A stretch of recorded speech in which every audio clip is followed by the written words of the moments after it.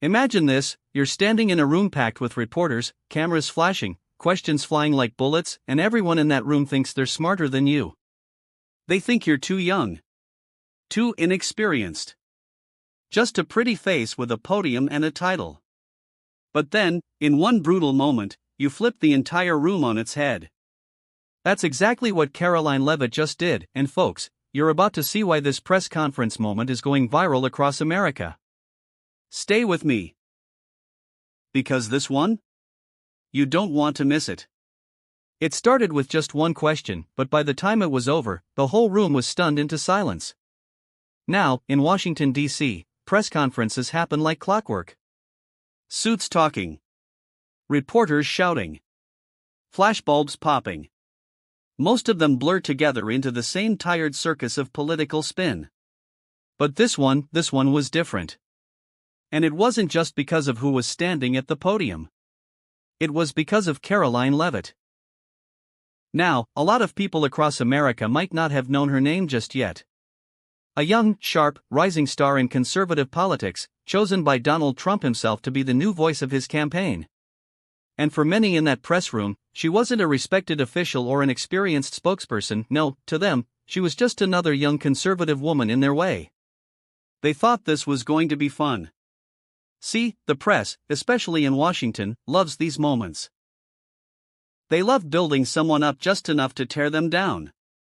And when that someone happens to be young, conservative, and working for Donald Trump? Well, that's like ringing the dinner bell for the corporate media. The press room was packed. Not just with political reporters, but with photographers, bloggers, media strategists, the whole media machine, ready to roll. Cameramen were whispering back and forth. Producers on their phones texting real-time updates to their networks. Everybody was waiting for the same thing, the stumble. That's what they wanted. That one awkward pause, the nervous glance, the slip-up that they could run on the evening news. It was supposed to be easy. After all, who was Karoline Leavitt, really? Just 20-something years old. No gray hair. No wrinkles of experience. To them, she didn't belong behind that podium. In their eyes, she was fresh meat. But they forgot something important. Something most of them don't understand about the younger generation of conservatives, especially ones like Karoline: she didn't come to Washington to make friends. She came to fight. And as she stood there, flanked by American flags and the seal of the Trump campaign, you could tell something was different about this moment. She wasn't fidgeting with her notes. She wasn't nervously straightening her blazer. No, she was calm. Collected. Focused. Like a lion surrounded by house cats. And that's when it started. A reporter from one of the biggest mainstream networks stood up. You could hear it in his voice, confidence mixed with just a little bit of smugness. The kind of tone people use when they think they're the smartest person in the room. Ms. Leavitt, he said, his voice echoing slightly off the marble walls, with all due respect, how can you expect the American people to take you seriously as a press secretary when you barely have enough experience to qualify for the job? Doesn't your appointment prove that Trump is just surrounding himself with loyalists, not qualified leaders? There it was. The gotcha question. Age. Experience. Loyalty to Trump. All packaged up in one sentence. You could practically feel the reporters lean forward in their seats, eager to see how she would respond. It was supposed to be a layup for them. This was Washington's favorite sport, making young conservatives look foolish on live television. And with the cameras rolling and every major network tuned in, they were ready to feast. But here's the thing about playing games with people who've spent their lives being underestimated: you might win the first move, but you'd better be ready for the counterattack. And Karoline? She was ready. With that same calm expression, with eyes locked directly on the reporter who tried to embarrass her, she didn't flinch. She didn't shuffle her notes or glance at her staff. She just smiled. A small, steady smile. The kind of smile you see when someone's about to teach the whole room a lesson they'll never forget. Because what that room didn't know was that Karoline Leavitt wasn't just there to give answers. She was there to change the game. The room was buzzing now, but not with excitement, more like anticipation. It was that quiet tension, like when you're watching a poker game and someone just pushed all their chips into the middle of the table. They thought Karoline was bluffing. This wasn't just a question. It was a trap, plain and simple. The kind of move reporters love to pull when they're sitting comfortably behind a press badge, thinking they've got the upper hand. That reporter didn't want an answer. He wanted a moment, something they could replay on the evening news with dramatic music underneath, turning Karoline into a punchline before she even had a chance to get started. You know how it works. First they label you too young, then they call you too inexperienced, and by the time you open your mouth, they've already convinced half the country you're not worth listening to. It's the oldest game in the book. And let's not pretend the media doesn't play favorites. When it's one of their own, suddenly inexperience is fresh perspective. But when it's a conservative, especially one connected to Donald Trump? Now it's a national crisis. Karoline knew that. You don't work in politics, especially conservative politics, without learning how the game is rigged.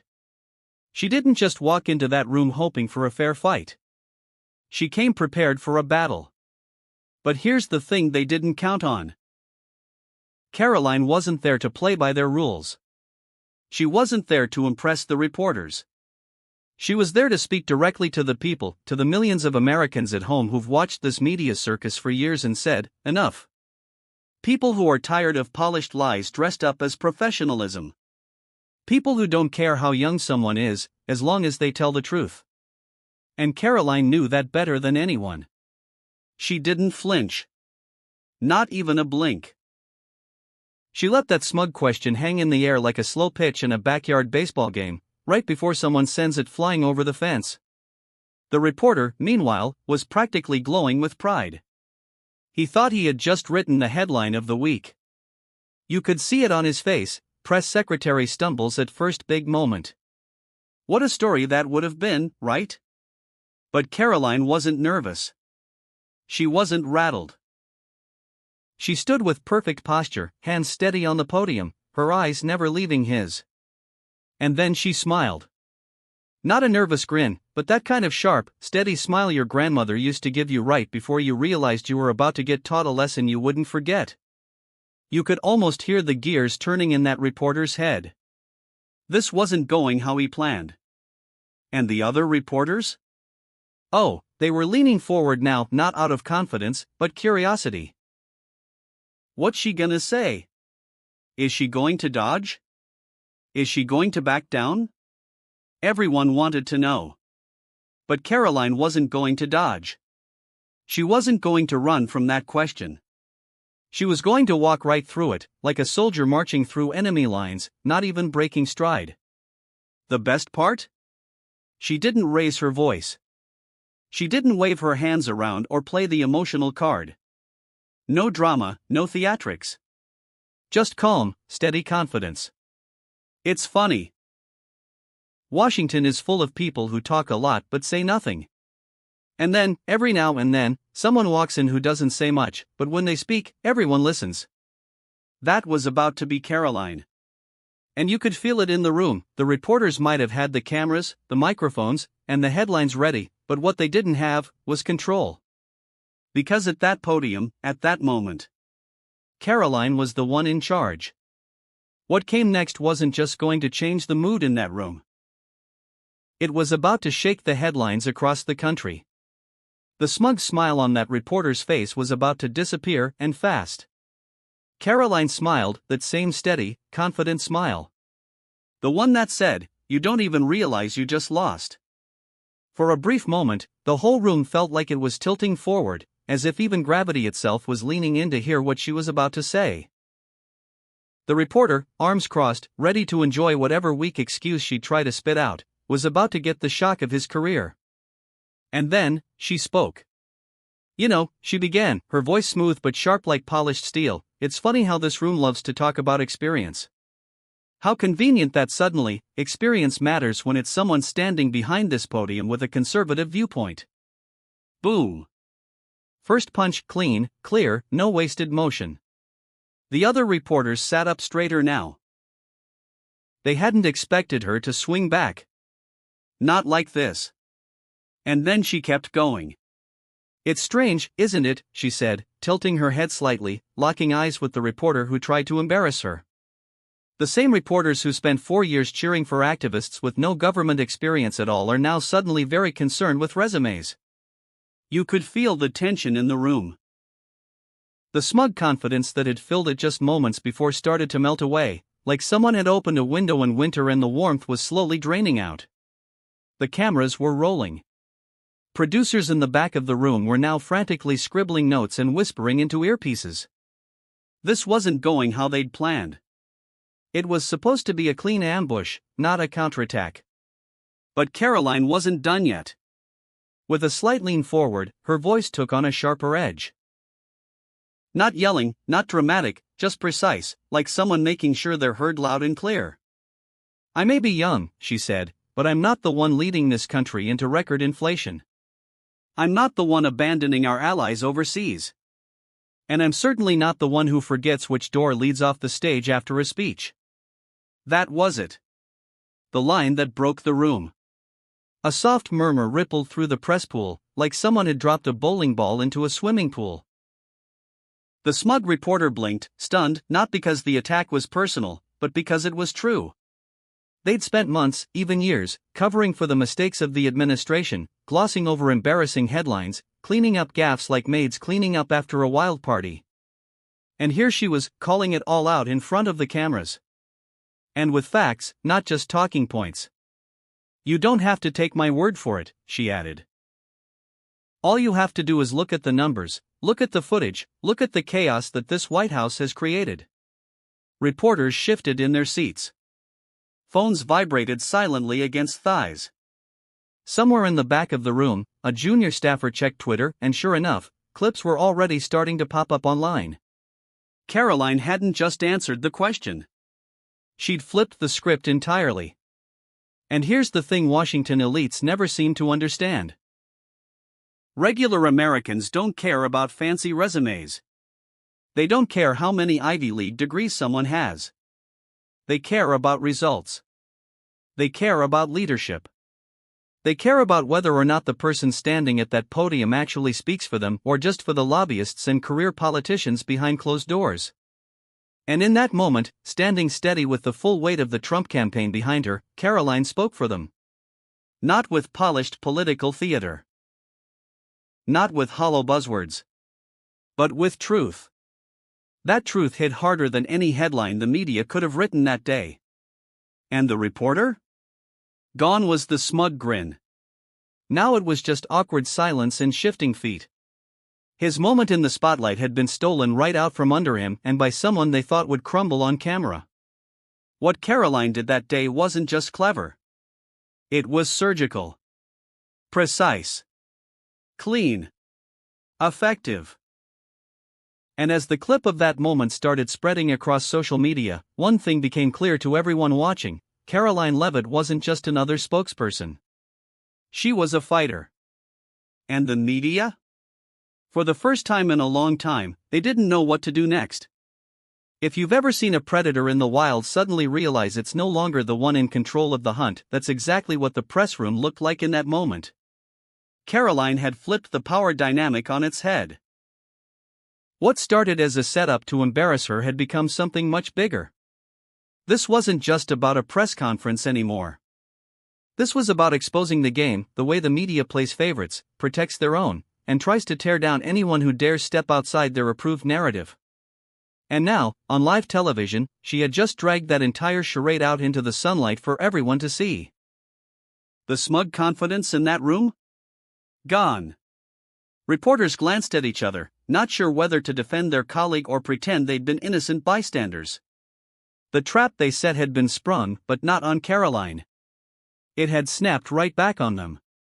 That's when you could see the real professionals in the room. The older, experienced reporters start to lean back in their chairs, folding their arms, almost giving Karoline a subtle nod of respect. They might not have liked her politics, but they knew a clean hit when they saw one. And here's what made it sting even more for them: Karoline hadn't used insults or personal attacks. She had just laid out the facts. Facts about inflation. Facts about global embarrassments. Facts about an administration that couldn't even seem to find the exits off their own stages without handlers. She didn't have to smear anyone. She didn't need drama. She just told the truth, and it hurt. Now, over in the corner of the room, one young reporter from an online blog tried to salvage the moment. He stood up, practically stumbling over his words, desperate to shift the conversation. But Ms. Leavitt, surely you can agree that bringing up the president's age or slip-ups is beneath the dignity of this office? Ah. There it was. The deflection. The moral high ground. This is their favorite card to play when they're losing an argument. Forget the economy. Forget the disasters abroad. Forget skyrocketing grocery prices and unsecure borders, let's talk about tone. Let's pretend that manners matter more than truth. But Karoline? She was ready for that too. You know what's beneath the dignity of this office, she fired back, her voice still calm, still surgical. Sending our troops into danger with no plan to get them out. Standing at a podium like this and lying to the American people about inflation while working-class families skip meals to pay for gas. That's beneath dignity. Not me, not this moment. Another thud, another hit landed, clean as a whistle. And it wasn't just reporters shifting now. The people watching at home, the families, the retired veterans, the small business owners, they felt that hit too. Because they're tired of being told by millionaires on cable news that everything's fine while their savings shrink, their groceries get more expensive, and their neighborhoods change beyond recognition. What Karoline did in that moment wasn't just defend herself. She defended them. She didn't stand there talking about bipartisanship like some polished career politician with rehearsed soundbites. She stood there like someone who actually understood what's happening on Main Street, not just in the halls of Congress. By now, you could see the panic starting to ripple in the back rows of the press corps. Producers checking their phones. Assistants whispering frantically about how to cut this clip before it did more damage on the evening shows. But it was too late. The clip was already spreading like wildfire online.